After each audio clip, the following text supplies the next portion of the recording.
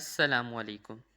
Last video में मैंने कहा था कि हम अपनी नेक्स्ट वीडियो में ग्रुप ट्रेंड्स के बारे में पढ़ेंगे। पर ग्रुप ट्रेंड्स पर जाने से पहले इलेक्ट्रॉनिक कॉन्फ़िगरेशन एटलीस्ट आनी चाहिए, क्योंकि ये जो है ना अब बहुत पुराना टॉपिक हो गया है।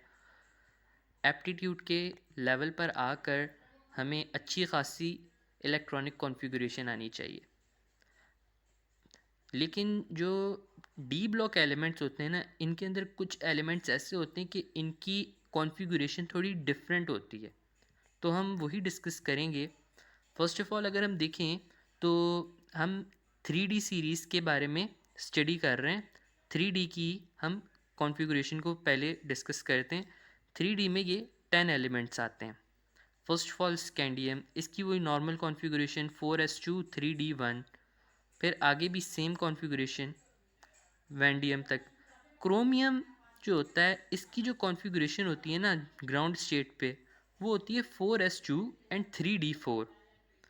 4s2 3d4। पर क्रोमियम और क्रोमियम की कंप्लीट फैमिली यानी 6b के एलिमेंट्स कभी भी ग्राउंड स्टेट में एग्जिस्ट नहीं करते। ये एक्साइटेड स्टेट में एग्जिस्ट करना पसंद करते हैं, क्योंकि एक्साइटेड स्टेट में ये ज़्यादा स्टेबल होते हैं। एक्साइटेड स्टेट में कैसे आते हैं? एक्साइटेड स्टेट में इस तरह आते हैं कि देखें, यहाँ पर ये 4s को शो कर रहा है। 4s में 2 इलेक्ट्रॉन्स फिलअप हो गए। देन अब ये 3D फिलअप होना स्टार्ट हुआ। 3D में 4 इलेक्ट्रॉन्स थे, तो वो 4 इलेक्ट्रॉन 1 बाय 1 फिल हो गए। चारों के फिल होने के बाद यहाँ पर ग्राउंड स्टेट फिल हो गई, कंप्लीट हो गई। लेकिन अब ये एक्साइटेड स्टेट में जाने के लिए, अपने आप को ज़्यादा स्टेबल करने के लिए, यहाँ से एक इलेक्ट्रॉन यहाँ पर भेज देगा और ये इस कंडीशन में आ जाएगा, जिसके बाद इसकी general electronic configuration 4s1 3d5 हो जाएगी। सही। क्रोमियम की जनरल इलेक्ट्रॉनिक कॉन्फ़िगरेशन कहीं भी लिखी होगी तो इस फॉर्म में लिखी होगी। अगर एमसीक्यूज़ में ये चीज़ पूछी जाए और एक ऑप्शन ये दिया जाए और एक ऑप्शन ये दिया जाए, तो करेक्ट ऑप्शन ये होगा हमेशा। सही। इसी तरह फिर ये आगे जो कॉन्फ़िगरेशन चल रही है, देखें, मैंगनीज, आयरन, कोबाल्ट, निकेल, इन सब की भी नॉर्मल कॉन्फ़िगरेशन है 4s2 3d5, 4s2 3d6, 4s2 3d7, 4s2 3d8। पर जो कॉपर है ना, कॉपर और कॉपर की कंप्लीट फैमिली, कॉपर फैमिली यानी 1b, इनकी कॉन्फ़िगरेशन अब होगी चेंज। इनकी क्यों चेंज होगी? देखें, ये जब ग्राउंड स्टेट में होते हैं तो 4s2 3d9 इस फॉर्म में एग्जिस्ट करते हैं। सही। यानी इनकी अगर हम कॉन्फ़िगरेशन ड्रॉ करें तो इस तरह की आएगी हमारे सामने। पर ये अपने आप को स्टेबल करने के लिए अपना यहाँ से एक इलेक्ट्रॉन उठाकर यहाँ पर शिफ्ट करा देते हैं। यहाँ पर ये देखें। सही। यानी ये क्या बन जाते हैं? 4s1 3d10। कॉपर फैमिली क्या बन गई? 4s1 3d10।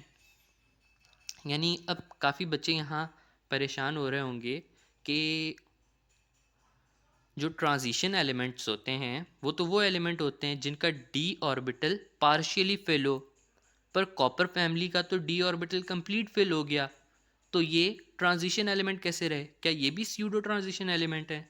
नहीं, ये स्यूडो ट्रांजिशन एलिमेंट नहीं हुआ। इसकी वजह बेसिकली क्या है कि जो हमने डेफिनेशन पढ़ी थी उसके अंदर था एट ग्राउंड स्टेट। ये कभी भी ग्राउंड स्टेट में इनका डी ऑर्बिटल फुल फिल नहीं होगा, हमेशा पार्शियली फिल रहेगा ग्राउंड स्टेट में।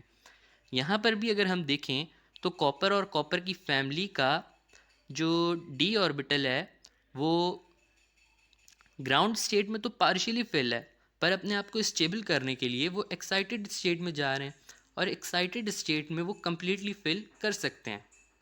सही। यहाँ पर ये प्रॉब्लम क्लियर हुआ। तो अब हम आते हैं क्रोमियम फैमिली पर। देखें, क्रोमियम फैमिली में टोटल 3 मेंबर्स हैं, क्रोमियम, मोलिब्डेनम एंड टंगस्टन।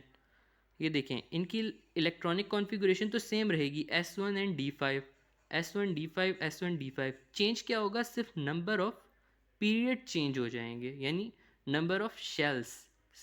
सब शेल वही रहेंगे, ऑर्बिटल्स वही रहेंगे। ऑर्बिटल कैसे वही रहेंगे भाई, देखें, जो फोर्थ शेल में और थ्री शेल के अंदर जो सिचुएशन थी वही फिफ्थ और फोर्थ शेल में आ गई। फिर टंगस्टन में वही वाली सिचुएशन सिक्स और फिफ्थ शेल में आ जाएगी। सही, तो ये ज़्यादा इसमें समझने की बात नहीं है, मुझे लगता है यहाँ आपका पॉइंट क्लियर हो गया होगा। फिर भी मैं आपको यहाँ पर इस डायग्राम से शो कर देता हूँ। ये देखें, यहाँ पर सिर्फ इन शेल्स का डिफरेंस आया, KLMNOP। सही, इन शेल्स का डिफरेंस आया। अब जो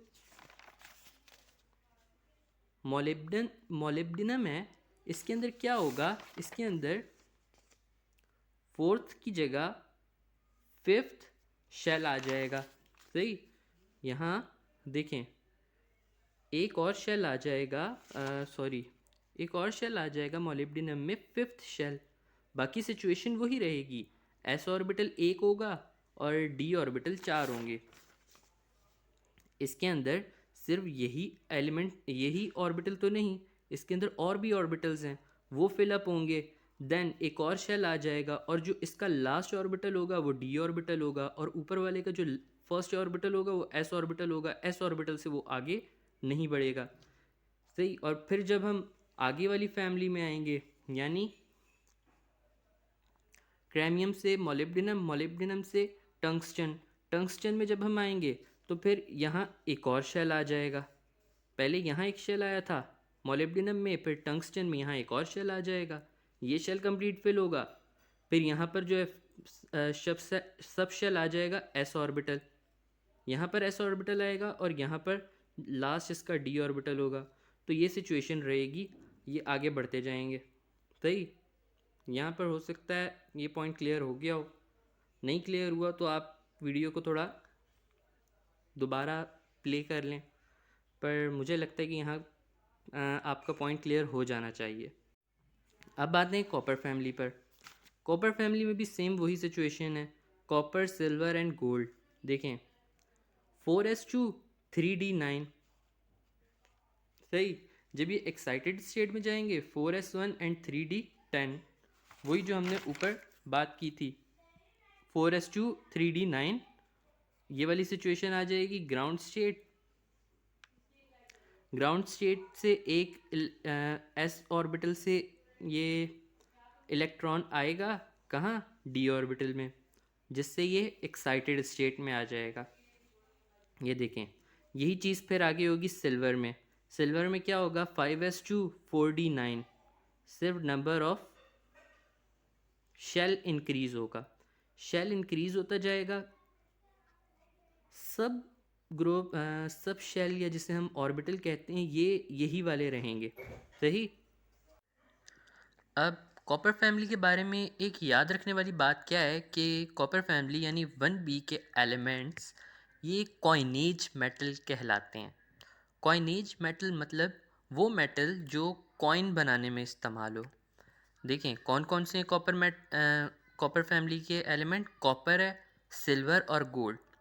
सिल्वर और गोल्ड के तो शायद आजकल आपको ना मिलें कहीं भी, लेकिन पुराने वक्तों में गोल्ड भी और सिल्वर भी ये कॉइन बनाने में यूज़ होते थे। सही, that's why they are known as coinage metals. अब अगर हम देखें निखिल फैमिली को, निखिल फैमिली ये कौन से ग्रुप में आते हैं, 8b3। b3 क्यों, ये देखें, 8 जो है ना, 8b, ये 3 पार्ट्स में डिवाइड हुआ होता है, 8b 8b 8b। Iron family, cobalt family और निकल फैमिली तीनों 8b में आते हैं। इन्हें याद रखने के लिए मैंने इनकी नंबरिंग की हुई है 1 2 3। 1 यानी आयरन फैमिली, 2 यानी कोबाल्ट और 3 यानी निकल फैमिली। ठीक, तो ये जो होते हैं ये बेस्ट कैटालाइज्ड होते हैं। आगे ऑर्गेनिक केमिस्ट्री में हम पढ़ेंगे भी, निखिल जो होगा, निखिल या निखिल फैमिली, ये बेस्ट कैटालाइज्ड के तौर पर रिएक्शंस में इस्तेमाल हो रहे होंगे और ये बेस्ट रिड्यूसिंग एजेंट्स भी होते हैं। तो इसी के साथ हमारी आज की ये वीडियो ख़त्म होती है। उम्मीद करता हूँ आपको अच्छी तरह इलेक्ट्रॉनिक कॉन्फ़िगरेशन समझ आ गई होगी। ज़्यादा कुछ मुश्किल नहीं था। सिर्फ अगर हम देखें तो सिक्स एंड 1B एलिमेंट्स को हमने थोड़ा स्टडी किया है। इनकी इलेक्ट्रॉनिक कॉन्फ़िगरेशन थोड़ी चेंज थी। उम्मीद करता हूँ आपको अच्छी तरह समझ आई होगी। इंशाल्लाह नेक्स्ट वीडियो से हम ग्रुप ट्रेंड्स पर आएंगे।